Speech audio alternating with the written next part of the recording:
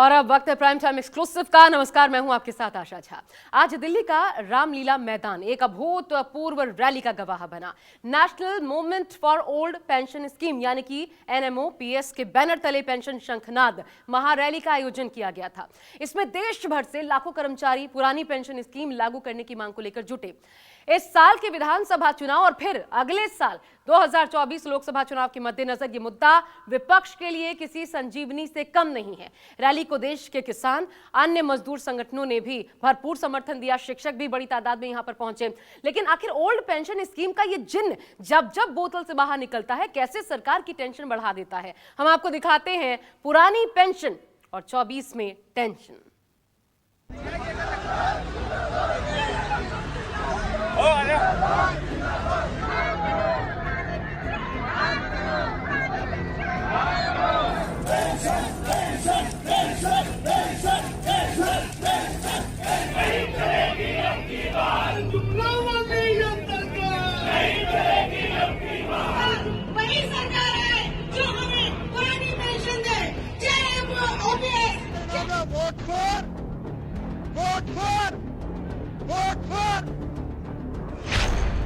NPS versus OPS का घमासान, रामलीला मैदान में महाजुटान।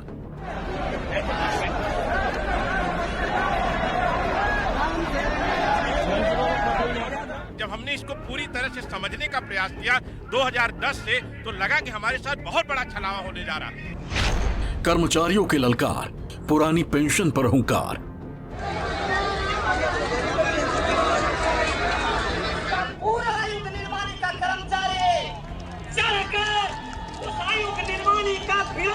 जो ओल्ड पेंशन लागू करेगा हम उसी को वोट देंगे। ये जनशाला आया, सरकार को समझ लेना चाहिए कि तख्ता पलटने वाला है। अगर मोदी सरकार लागू करेगी तो मोदी सरकार को वोट मिलेगा, वरना नहीं मिलेगा। जुटे शिक्षक, कर्मचारी, अधिकारी, अब की चुनाव इनकी बारी। नीति कलम की तरफ बढ़ रही है, ठेका कलम की तरफ बढ़ रही है। किसानों के खिलाफ 3 कृषि बिल ला करके हमारी जमीनों पर कॉर्पोरेट का कब्जा कराने की साजिश कर रही थी। लेकिन अब कहना चाहते हैं, अगर पुरानी पेंशन इतनी अच्छी होती तो यह सांसद और विधायक क्यों NPS लेने को तैयार नहीं है। सेना को दे रहे हैं, जुडिशरी को दे रहे हैं, अपने ले रहे हैं, ऐसा दोहरा काम क्यों कर रहे हैं। एक देश दो विधान नहीं चलेगा। नेताओं को मैं कहना चाहता हूँ, जो खुद पेंशन ले रहे हैं वो हमको नैतिकता सिखाएंगे। NPS पर बचा बवाल, 24 में वोट बैंक का सवाल।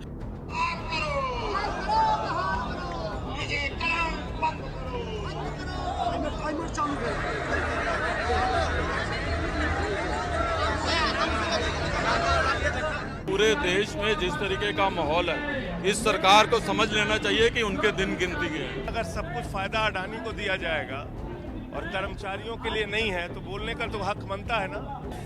पूरे देश की राजधानी दिल्ली के रामलीला मैदान की है, जहां सरकारी कर्मचारी इकट्ठा हुए। लाखों की तादाद में पहुंचे इन सरकारी कर्मचारियों की बस एक ही मांग है, पुरानी पेंशन स्कीम को लागू किया जाए।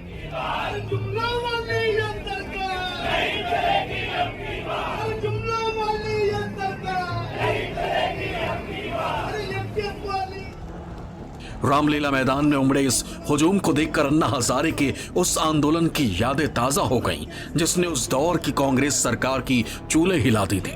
हालात ये बने कि कांग्रेस को सत्ता गंवानी पड़ी और फिर बीजेपी अपने सहयोगी दलों के साथ सत्ता पर काबिज हो गई, जो अभी तक कायम है। आज इतनी तादाद में इकट्ठा होके इस रामलीला के ऐतिहासिक मैदान में इकट्ठा होके मोदी सरकार की नाक में नकेल डालने का काम आपने किया है। और एक बार फिर रामलीला का मैदान लोगों की भीड़ से पटा पड़ा है। ये वो लोग हैं जो सरकार के मुलाजिम हैं, सरकारी तंत्र का हिस्सा है और पुरानी पेंशन स्कीम की मांग पर अड़े।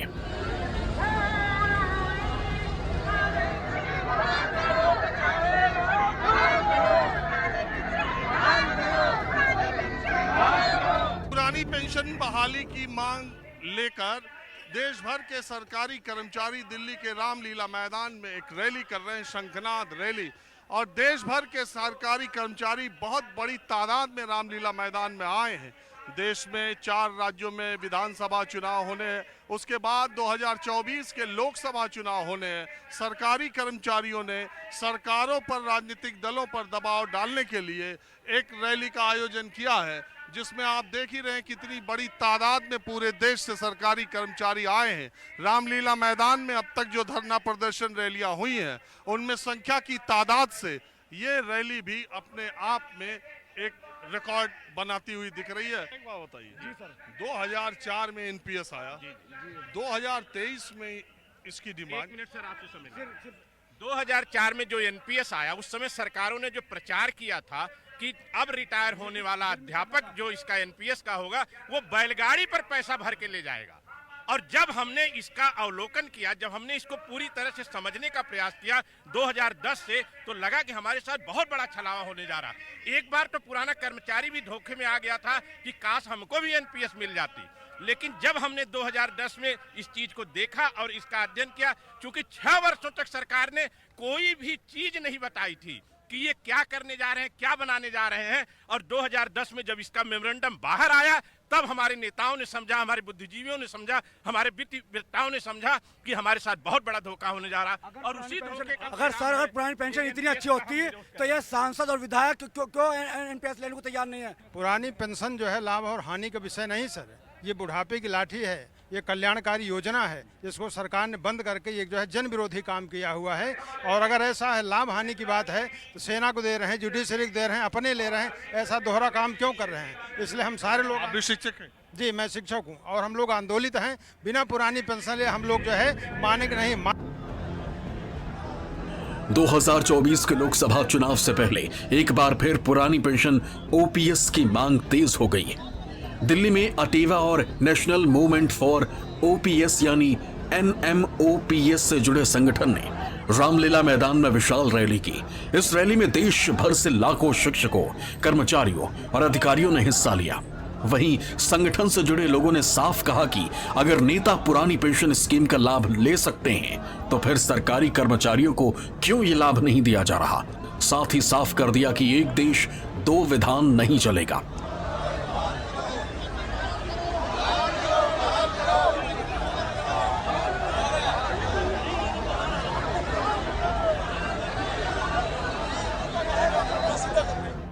रामलीला मैदान में ओल्ड पेंशन स्कीम के हक में एक बड़ी रैली का आयोजन किया गया, जिसका नाम पेंशन शंखनाद रखा गया। और तस्वीर आप पहले देख लीजिए रामलीला मैदान की कि कितनी बड़ी तादाद में देश के अलग अलग राज्यों के लोग यहाँ पहुँचे हैं। 18,000 किलोमीटर की यात्रा national old pension scheme movement जो संगठन है उनके जरिए ये किया गया है। और पूरा जो रामलीला मैदान है वो पटा पड़ा है। ऐसा कोई राज्य नहीं है जहां से सरकारी कर्मचारी यहाँ नहीं आए हैं। और कहा जा रहा है कि अगर पुरानी पेंशन स्कीम को नहीं माना गया तो आने वाले 2024 के लोकसभा चुनाव और 5 राज्यों के विधानसभा चुनाव में सरकार को मुंह की खानी पड़ेगी। भीड़ आप देख रहे हैं, ये भीड़ हमने किराए पर नहीं लाई है। यहाँ लोग स्वतः अपने से आए हैं, अपने बुढ़ापे की लाठी अपने पेट के लिए। ये किराए के राजनेताओं की भीड़ नहीं है। और यहाँ आज हिंदुस्तान है, कन्याकुमारी से कश्मीर तक। सिक्किम की हमारी बहन है प्रेमा, 1000 लोगों को ले गई। सिक्किम हमारा सबसे सुदूर क्षेत्र में है, उसके बाद भी यहाँ लोग क्यों आए हैं? इसलिए आए हैं गोल्ड पेंशन दो। और नेताओं को मैं कहना चाहता हूँ, जो खुद पेंशन ले रहे हैं वो हमको नैतिकता सिखाएंगे। इस साल देश के 5 राज्यों में विधानसभा चुनाव हैं। वहीं 24 का आम चुनाव भी सिर पर है। ऐसे समय में इस तरह का आंदोलन सरकार के लिए किसी खतरे की घंटी से कम नहीं। संगठन से जुड़े लोगों का ये भी कहना है कि जब देश के 5 राज्यों में ओपीएस लागू हो सकता है तो पूरे देश में क्यों नहीं। बहुत बड़ी विडंबना है भारत देश के लिए कि कर्मचारी जो 30 साल तक सेवा में मेहनत करता है, ईमानदारी से अपना काम करता है, यहाँ तक कि उसको ऐसे आदेश पारित कर दिए जाते हैं कि रविवार के हॉलीडे की छुट्टी में भी वो काम कर रहा है और उसके लिए पेंशन नहीं है, बुढ़ापे का सहारा नहीं है। एनपीएस में क्या पेंशन बन रही है साहब? 750 रुपए, 1050 रुपए, 2000 मैक्सिमम अभी तक सुना है जो रिटायर हुए हैं। 2000 रुपए तो एक दिन में अस्पताल में खर्च हो जाते हैं। हम चरखी दादरी हरियाणा से। क्या करते हैं आप? टीचर हैं हम, लेक्चरर। तो ओल्ड पेंशन स्कीम के समर्थन में आए हैं। हाँ जी। आपकी सरकार वहाँ बीजेपी की है, केंद्र में बीजेपी की है, आप लोगों ने वहाँ प्रदर्शन नहीं किया? वहाँ भी किया है, हमने किया है, यहाँ भी कर रहे हैं। वहाँ भी किया था प्रदर्शन और अब यहाँ भी बुलाया था। सरकार तो कर रही है कि सरकार का खजाना बढ़ जाएगा, बोझ ज्यादा हो जाएगा।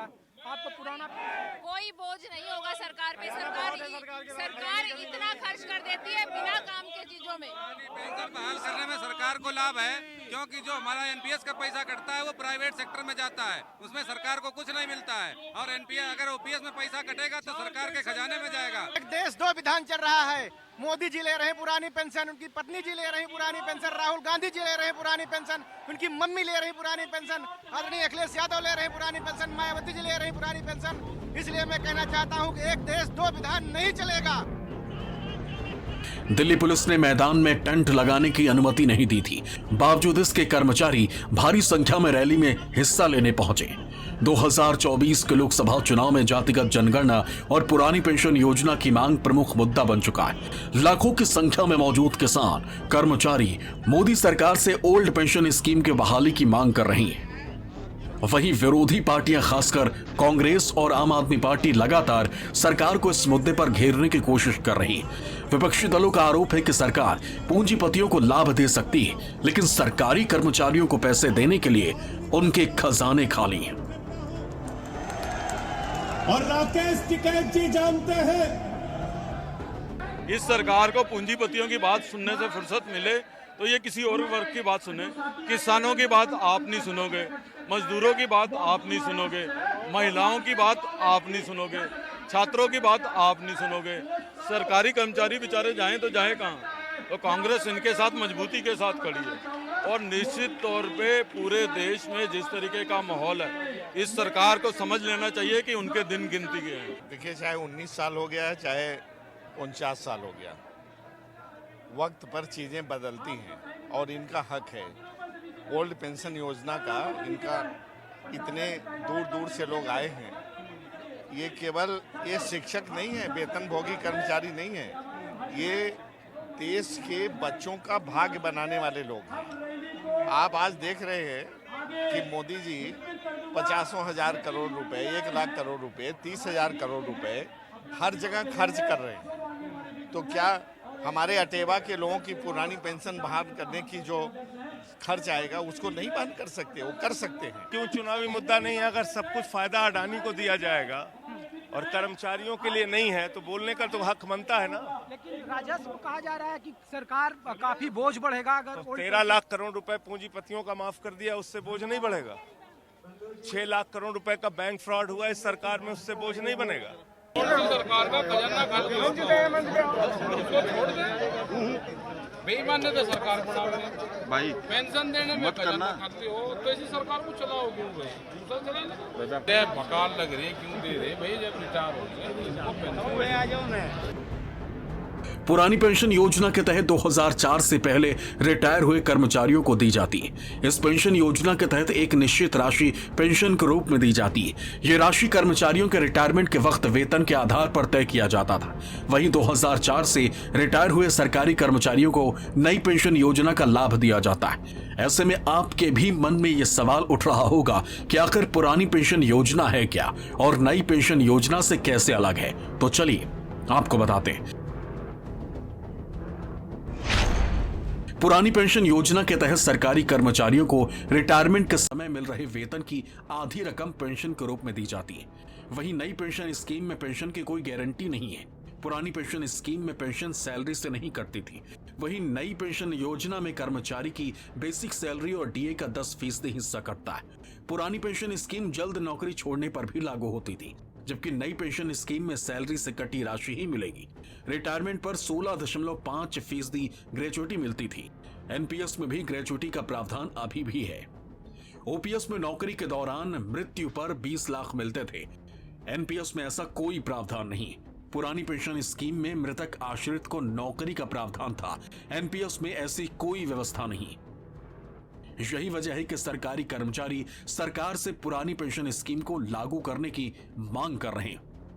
कहते हैं कि एनपीएस 2004 से लागू है, तो फिर ये 2022, 23, 21, 22 से इसकी डिमांड 20 साल मिली कितनी है पता अब चला हमें कि कितनी मिलेगी। रुपये 2000 2500 रुपये अब मिलने लगे हैं। रिटायर तो अब हुए हैं ना, उसके परिणाम तो अब सामने आए हैं। परिणाम तो वो अब सामने आए ना एनपीएस के। अब 2005 में 4 में लागू होगी। रिटायर तो उसके बाद 10 साल 15 साल बाद रिटायर होगा कर्मचारी। परिणाम तो बाद में आएगा। देखिए नहीं थी उस समय हम लोगों की संख्या भी नहीं थी, क्योंकि 2004 में लागू हुआ। 2005 के बाद नियुक्त होने वाले कर्मचारियों के बारे में बात हुई कि उसको पेंशन नहीं मिलेगा। उस समय जो पाने वाले थे कर्मचारी थे, वो कर्मचारी थे भी नहीं। नई पेंशन योजना के विरोध में देश के 5 राज्यों में पुरानी पेंशन योजना बहाल की गई, जिसका मतलब है कि इन राज्यों के कर्मचारियों को पुरानी पेंशन योजना के तहत हर महीने बिना किसी कटौती के पेंशन का लाभ मिलेगा, जिनमें से 4 राज्यों में कांग्रेस सत्ता पर काबिज है। वहीं एक राज्य ऐसा है जहां आम आदमी पार्टी की सरकार है। हिमाचल प्रदेश में पुरानी पेंशन स्कीम लागू है और यहां कांग्रेस की सरकार है। वहीं राजस्थान, छत्तीसगढ़ में पुरानी पेंशन लागू है और कांग्रेस सत्ता पर काबिज है। वहीं झारखंड में झारखंड मुक्ति मोर्चा की सरकार है, जिसमें सहयोगी दल कांग्रेस भी है। और 5वां राज्य है पंजाब, जहां आम आदमी पार्टी की सरकार है। उधर सरकार का तर्क है कि अगर पुरानी पेंशन योजना बहाल कर दी गई तो फिर सरकार पर बहुत ज्यादा आर्थिक बोझ बढ़ जाएगा।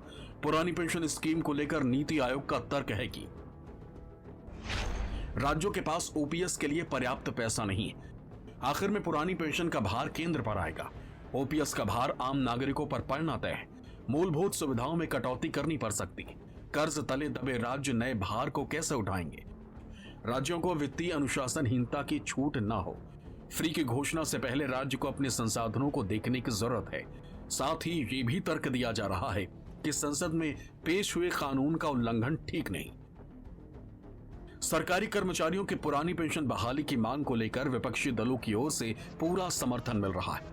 वहीं सरकार कहीं न कहीं इस मामले में बैकफुट पर नजर आ रही है। ऐसे में देखना दिलचस्प होगा कि इस चुनावी माहौल में क्या सरकारी कर्मचारियों की मांग पूरी होती है या नहीं। दिल्ली से राजीव रंजन और ऋषिकेश कुमार के साथ ब्यूरो रिपोर्ट, न्यूज़ 24।